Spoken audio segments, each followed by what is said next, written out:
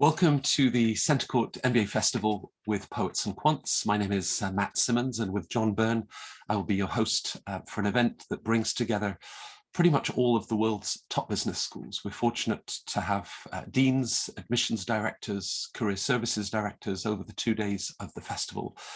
With John, we often reflect on the future of business education and the impact that business schools and their students will have across so many different fields, whether that's business analytics and AI, supply chain, climate finance. Business schools clearly have a tremendous role to play in the future of business and the wider society, which is why I'm delighted to welcome my next guest, an individual whose own background, a PhD that he studied at MIT in technology management and policy, and is the Dean of one of Europe and the UK's top business schools, Imperial College Business School, top ranked not only for the MBA program, but also an incredible suite of specialized masters that cover business analytics. It's one of the most selective programs in the world, and many, many others. Francisco Veloso, Dean of Imperial College Business School, thank you very much for being with us. Thank you very much for the invitation. I'm delighted to contribute to the event. It's always an excellent opportunity. We've done this a few years ago in a more physical setting. It's nice actually also to now do something that's more digital, in line with what's happening around us. Well, perhaps much like a city like London, and of course Imperial is in an extraordinary location in South Kensington, just between Hyde Park, the Victoria and Albert Museum, the Royal Albert Hall. It's a wonderful setting. You must have been very excited to accept that position, given your own international background that seems to fit in with the school so well. Yes, I mean, I wasn't. I am still very excited because of the nature of Imperial, and in some ways the challenges and opportunities that exist around the world at the intersection of technology and business. I mean, that has been my career, my interest, and so something that Imperial is very much doing and at the heart of. And so in that way, it's really wonderful to be here, contributing in this role and in this school. Right. Now, the business school, of course, sits within Imperial College, one of the world's top 10 universities, and all sorts of things happening on that campus in life sciences, medicine, tech, and innovation. In the introduction, I mentioned, the sort of impact that business schools and their students can have. As you reflect on that, where do you feel that business schools will have the most impact in the next 10, 20 years? Well, I think, business schools have a really important role to play in today's and future society in general. And I think I see in particular schools like ours that are part of Imperial, as you mentioned, in a very particular role, but that applies to many others. But what I feel is that there are many important challenges in the world in today's, like sustainability, for example, inequality, climate in particular, health, as we've seen over the last few couple of years, that really require different thinking, different capabilities, different understanding, and that's really about solving and addressing some of the societal challenges that I think business schools can play a really fundamental role, because and especially one like us at Imperial, take digital transformation, that it's basically radically adapting industries and bringing new entrants and displacing existing ones, and understanding what that means, and what AI is already bringing to all businesses. For example, it of course requires a new technology, but requires an understanding. The same thing if you're talking about climate.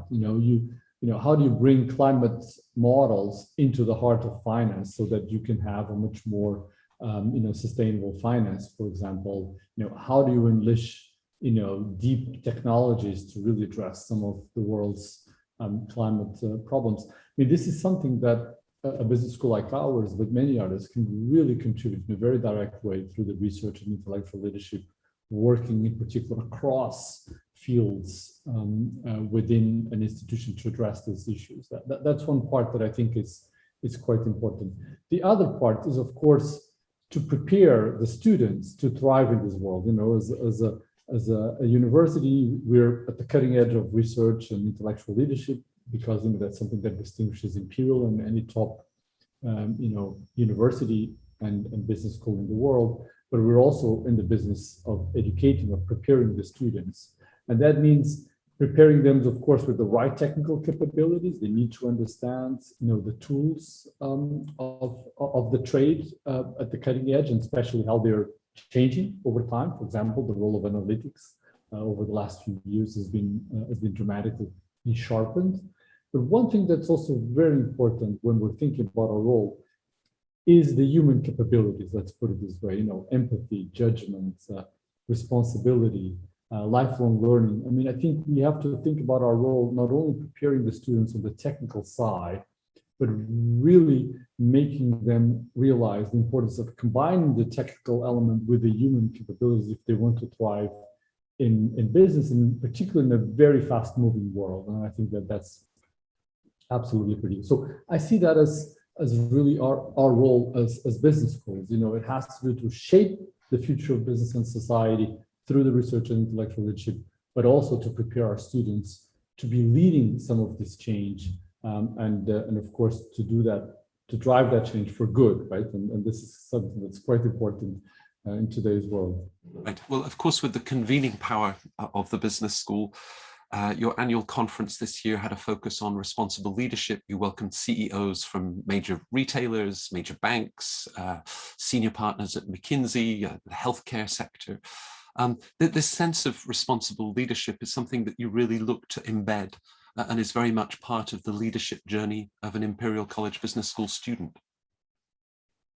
Indeed, and we see that in a very significant way, because we think about training leaders, right? About preparing the students to thrive and to drive this change. I mean, and sometimes what I tell the students when they're coming to Imperial is, you're seeing all this changing happening around you, right? Then you can have different attitudes, right? You could be basically on the kind of the passenger seat, paying attention to where things are going, and perhaps giving some tips to the driver, or you can be on that driver's seat, right? And really pushing that change in the right direction. And that means that you have to take ownership of that responsibility. And so the notion of responsible leadership comes from that notion that you understand the world is changing, there are many challenges, and you need to take upon you to be driving that transformation. And that's why in all these elements that I talked about, the way that AI is impacting the future of work, the role of climate and sustainability, how health is disrupting what's happening around us. I mean, these are all amazing examples, as you alluded to, that we put in display in our annual conference, and that is part of today's environment for all the business students, and will be very much at the heart of their future.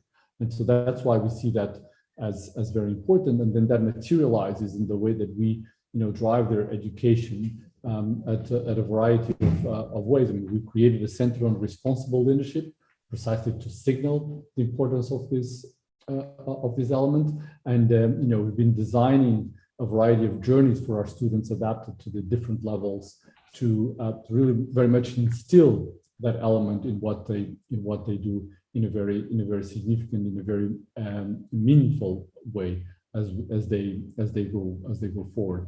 And that's something that's quite important. I mean, in particular, the way that we've kind of conveyed that is what we call our leads module, which is leadership, ethics, awareness, diversity, society. And we look at this in an integrated way because it is integrated out there, right? So we need to think about that when we design the learning journey for our students. Right. I point all of our viewers to a great thought leadership piece that you authored for Forbes that looks at the challenges of responsible leadership. It's a great read. So here you are as the dean of this incredibly exciting institution, surrounded by world-class faculty, committed staff, students from all over the world. And as you think about that driver's seat, your own driver's seat, what are some of the latest initiatives at Imperial that you're driving forward?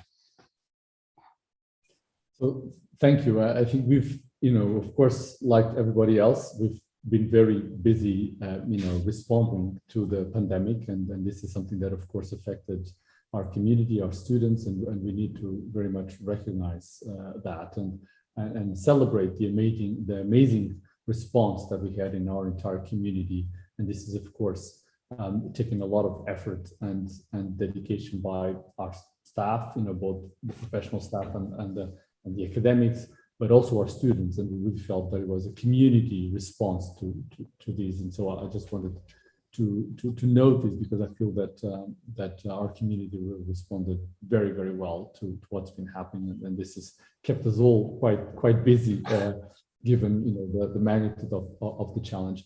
But one thing that we feel quite proud is that despite the challenge that the pandemic brought to us, we've really kept going in many of our strategic initiatives and advanced that, and that has a variety of different dimensions, and I'll bring two or three. So one has been the launch of a variety of new initiatives, centers, and others. And so one has to do with the area of digital transformation, where not only we're having a center to basically assemble all the pieces that we have across the various departments and areas inside the business school, but also is one of the anchors of a new university-wide initiative called IX, which basically connects all of Imperial, the four faculties, so business, natural science, engineering, and medicine, to understand how AI, machine learning, digital is transforming all areas of business and really leveraging the strengths of Imperial in this area. And this is something that we're very excited and that the business school is very much part of, and that is launching, now and into the next few years, hosted as an interdisciplinary initiative at White City, our new innovation campus that we've been developing at Imperial over the last few years. And that's just about 15 minutes from our main campus. For those that know London, it's kind of like behind Notting Hill. Just to give it a popular reference that people may know here. So that's one aspect that has been quite important. Also related to innovation, another really important initiative that we've been developing is, and again cross-disciplinary, is a deep tech entrepreneurship institute that we've been developing. And this is because one of the differences that we can make on the entrepreneurship, many business schools are in the entrepreneurship area, and it's great because it is really important, and we see how that entrepreneurial element is driving a lot of this transformation that we were talking about. But what we believe we can do different precisely at Imperial is to connect to these deep technologies, advanced materials, for example, quantum, robotics, things that really can be driving, for example, the future of climate, advanced materials for batteries or for replacing, plastics, all of these things that need to make their journey into the mainstream, but really require a lot of work on the upfront to be able to be developed, and in particular require a different way to think about the funding and the early stage development. And we as a community are very involved in that, through our academics, but also through our students and through the initiatives that we put together. So that's another area that we're very excited that we've been developing, and again leverages on what's happening on our new White City campus, and all the innovation that's happening there. So that's another area. We've also been making a lot of progress on our initiatives in the area of sustainability and climate change.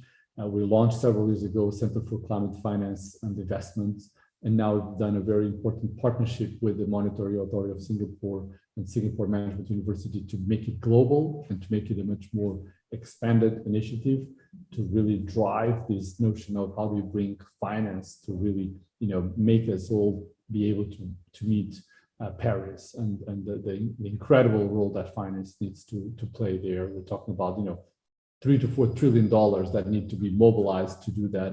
It's a humongous challenge that requires different paradigms in many areas. For example, how do you measure risk to incorporate climate risk is one example. But also, what we're doing with our Leonardo Center in the area of sustainability. So focusing also on the S and the G aspects of sustainability, not just about the climate and how we can unleash some of the capabilities of Imperial to do that. So these centers and this college-wide initiatives has been a very important part of our present, but also, and more importantly, of our future. The second area that I'd like to just note is the upgrades to our MBA and the adaptation. We've really been working to create a much more emphasis on flexibility, personalization, and in a way that really connects and leverages the strengths of Imperial. And so besides the general management, we're now going to have tracks on entrepreneurship, on finance, especially thinking about future finance. So finance that's related to crypto, to analytics, to new business models, to climate, things that are to development. So things that are really pointing to future finance, and analytics is kind of three specializations that we've launched and that are going to be very much part of our MBA. And so together with what we already mentioned, a different perspective on the way that you develop, reflect, and prepare the students to become leaders in their fields. So this has been a very important element of our evolution. So the MBA has been an important effort that we've been doing. And then, we've also done a very important effort to diversify our community. And so, for example, we've launched a set of new scholarships, including Black Future Leadership Scholarship and African region scholarships to really, diversify more our student body and create a more diverse, but also, of course, more inclusive environment at Imperial. And so this are some of the initiatives that we've done, and we've continued very much the effort to continue to push our digital capabilities, but we may touch on that in a little bit as well. Well, you mentioned that the last 18 months of a pandemic had been busy. I see why. With IX and across the college with medicine, natural sciences, engineering, and of course the business school, how does that intersection of technology, innovation, and business really then shape the MBA experience at the school? So it shapes through these tracks that I was mentioning. This is one aspect that we felt. We've already did a lot in the past in connection with the rest of the college. But what we felt is that we needed to go a little bit deeper and provide more opportunities for the student to tailor that, depending on what they wanted and what they wanted to do. And so this is the new tracks is really an important opportunity to shape some of that. Not only through the centers that we have at Imperial, for example, in finance with our Bretton Howard Center, on climate, for example, in connection with our climate change finance and investment center, and I mentioned also on entrepreneurship as one aspect. But the other part that I think has been quite interesting is precisely to leverage the cutting-edge interdisciplinary elements. One example is a course on AI ventures that is done with the Faculty of Engineering. And this is, a very nice example of how you can do these things, because, you get some of the students that are on the AI side that know the technology, that want to commercialize it or want to get into the space, connect them with some of our students in the business school that, have a different preparation and perspective about the financial side, business models, strategy, and combine them together to think about developing new ventures in that area. So that's one of the really examples of how that comes together through a particular elective, for example, which is this case, and like this there are others. And the other aspect is through the entrepreneurial journey that I also alluded to. When we design what we call the entrepreneurial journey for the students that are interested in pursuing that avenue. That is done, across the college, through our what we call the Imperial's Enterprise Lab, which which is not just a business school; it really connects to the whole of Imperial. So that means that the opportunity that the students have to create that connectivity across, to the sciences, the engineering, and the medicine is really unique, given the depth and the breadth of talent that exists at Imperial. At Imperial, every year there's 30 to 40, student-led startups that are created, and our students are involved in many of those. And what has happened over the last few years that has really taken it to a different level is precisely what has been happening in our new innovation campus in White City, because you have there, established innovative companies like Novartis, for example. You have interdisciplinary centers like biomedical engineering, and you have, our own incubator for Imperial, and we have a brand new scale-up space for firms that are getting to the next stage of scaling up. And the business school now has its own space at the heart of this scale-up unit to really be able to work with the students in a very seamless way with the entrepreneurial elements that are taking place in White City. That means that we can just bring down 2 floors, one of the leading DNA technology ventures that is based at Scalespace, and the CEO can just come down 2 floors and talk and engage with our students about their journey, what have they been doing, how they're revolutionizing the use of DNA information to target better medicines and many other things. And this is really a wonderful environment, a wonderful interdisciplinary environment that we've been able to create for our students that I believe is rather unique. Right. So from cutting edge in AI, biomed engineering, another area where you're a world leader, of course, is in EdTech. And with David Lefebvre and his team, everything that you've been doing, the world's media covered the use of holograms in learning, but already the steps for providing an education wherever people are in the world. You've been a pioneer in this online learning field. Do you feel that this is the future of learning business? Yes, I think it's very much at the heart of the future in different ways. Of course, as you mentioned, we've been at the forefront of digital education. Before the pandemic hit, we already had a very successful global online MBA that's ranked top 3 in all the kind of rankings that are out there.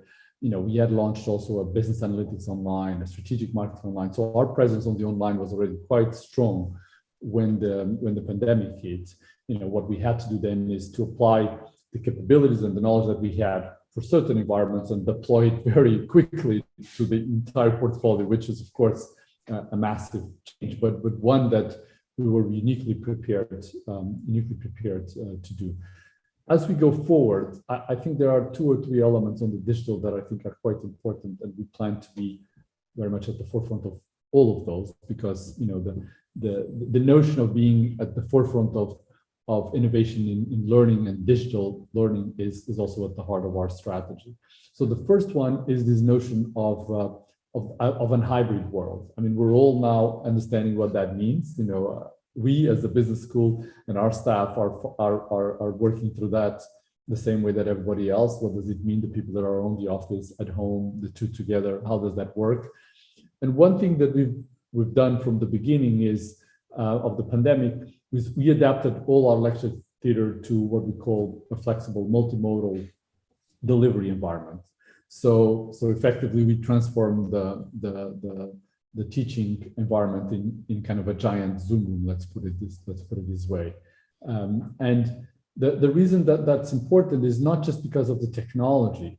One thing that we cared and that we curated very carefully is the learning experience, right? So it's not just about having the right technology. Technology is really important.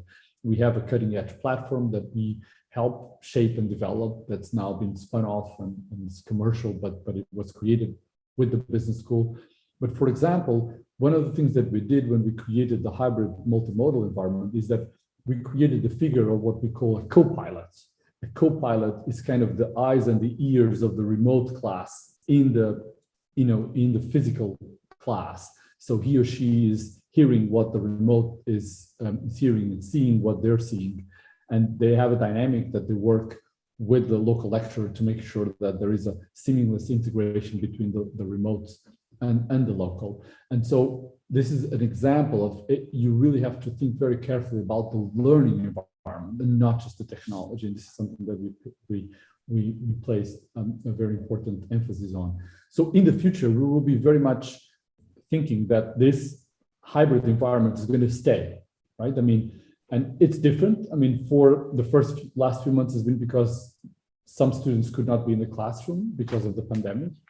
But what we think is going to be part of the future, and that we're seeing this in all the work, and it's going to be part of education, is that there are other reasons for students to miss the eventual physical class. You know, they may have, you know, suppose they have a job, you know, they're based in London, have a job interview in Shanghai, Beijing, they'll be flying for a week to make job interviews, and they'll connect remotely to the classes, you know, or they need to visit a family member that is all of a sudden gotten ill, or there's a wedding or something like that. And, you know, you need to extend a couple of days and you connect to the classroom, or you had a heavy night the previous day and you know, you don't want to go to the 9 a.m. class. It doesn't matter the reasons, but the point is precisely that the same thing that are making us value the flexibility of the hybrid will be part of the classes. And so we need to design for that. And we're very committed to do that. So that's a part that the second part. So digital education in general, you know, continuing of our global online MBA and all the tools on that side, the hybrid environment that we think we're here to stay, and we need to design the learning experience, the learning experience with that in mind. And then the third part that I wanted to highlight is what I would say the applications of advanced analytics to learning. I mean, one of the things that we've been doing through our EdTech lab has been to use the data that we've collected through our global online MBA to understand how students learn, how students engage with the material, how students collaborate, and to try to think about how we can use that to help their learning experience, you know, to improve their learning experience, their journey. And I believe that in general, you know, the application of advanced analytics to the learning experience is going to be really part of our future, whether on the purely digital, but also on this flexible hybrid environment. And we will see at all levels of the learning experience, on the career side, on the classroom experience, you know, on the things, on the collaborations, on the groups outside of the classroom, are really important elements of a much more analytical driven set of tools. And again, we want to be very much at the heart of shaping that, and of course, using that to improve the learning experience of our students. With that technology, with that deep sort of analytical power that you bring to the learning experience, you know, any individual doing their MBA at Imperial College Business School is on a very personal journey of development. So at the heart of that, there's also perhaps a leadership journey that's very much a focus at the school. We talked earlier about the importance of responsible leadership. From your perspective, what would you say are 2 or 3 key leadership skills that your students need to then be successful in business and their professional lives?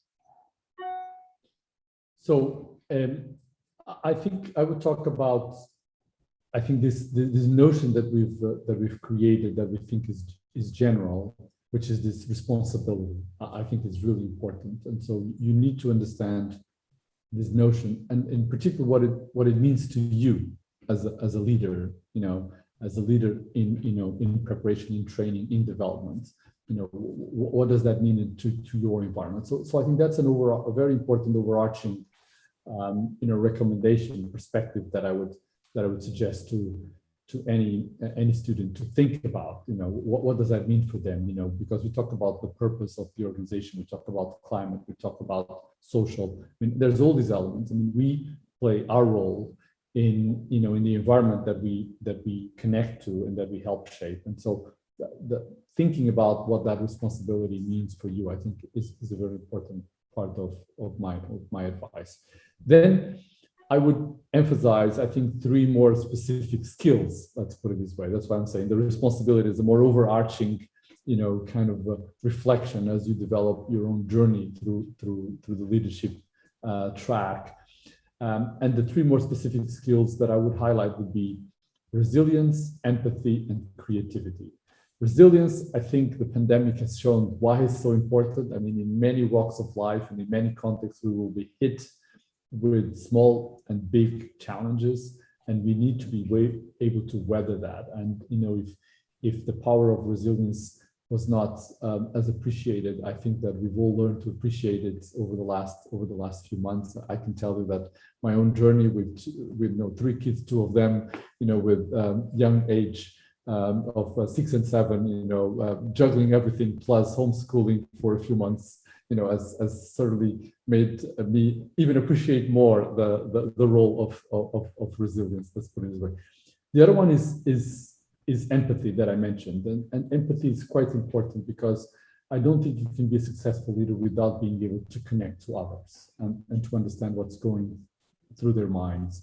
And I think that has implications on the way that you create an inclusive environment, that has implications on the way that you work with your team, the way that you empower your team. I think empathy is really a very critical skill, and you can become better at your ability to develop empathy with others if you put your mind and heart to it. And the third one is creativity. AI, machine learning, we talk about all these technologies that are going to be impacting the future of work. The creative element is something that is very human, together with the ones that I've also mentioned.